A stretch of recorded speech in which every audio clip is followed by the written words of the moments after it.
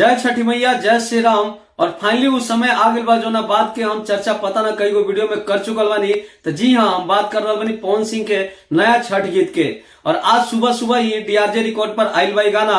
और ये गाना ना ये एक तरह के फीलिंग है, जब आप सुनम ये गाना के तो लोग के छठी मैया के आस्था से एकदम बांध दी गाना। वैसे भी कहल गई बा कि भारत के सबसे पुराना और पारंपरिक पूजा छठ पूजा है, जेकर शुरुआत माता सीता कैले रही। और जब छठ के समय आवेला तो सब लोग सूर्य देव और छठी मैया के आस्था में पहले से ही लीन हो जाला। बात कर लिया पवन सिंह के जो नया गाना आयल बा उगी सूर्य देव का खास बात बा ये गाना में कि जौन रोगा के आस्था में एकदम सरबोर कर दी।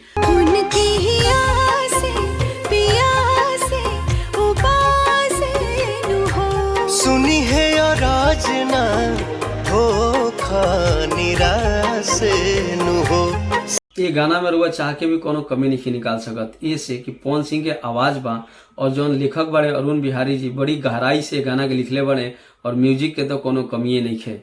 ये गाना के शुरुआत कल जाता एक विवाहित जोड़ी से जौन की बड़ी दुखित रहता। वैसे भी कहल गई बा कि जब दुनिया में कहीं आशा ना मिले, जब कहीं कोनो दुख के हरण ना हो, तब माँ छठी मैया के व्रत करे के चाहिए। और उहे वो लोग करता और उहे दिखावल गई बा कि एक पत्नी कहतिया कि भूखे प्यासे उपासे तहर असरा लगेले बनी। वीडियो भी बहुत अच्छा बा, एकदम रुआ देखे में लागी कि एकदम रियल वीडियो बा।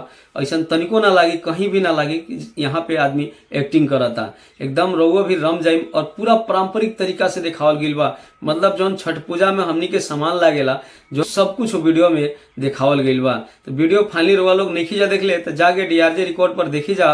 और वीडियो बहुत ही अच्छा बा और बहुत जल्द ही गाना ट्रेंडिंग में आवे वाला बा। तो हमार वीडियो कैसन लागल, हमार वीडियो के रिव्यू कैसन लागल रुआ लोग कमेंट करके जरूर बताइए। अगर चैनल के सब्सक्राइब नहीं कैले तो चैनल के सब्सक्राइब भी जरूर कर ले जा।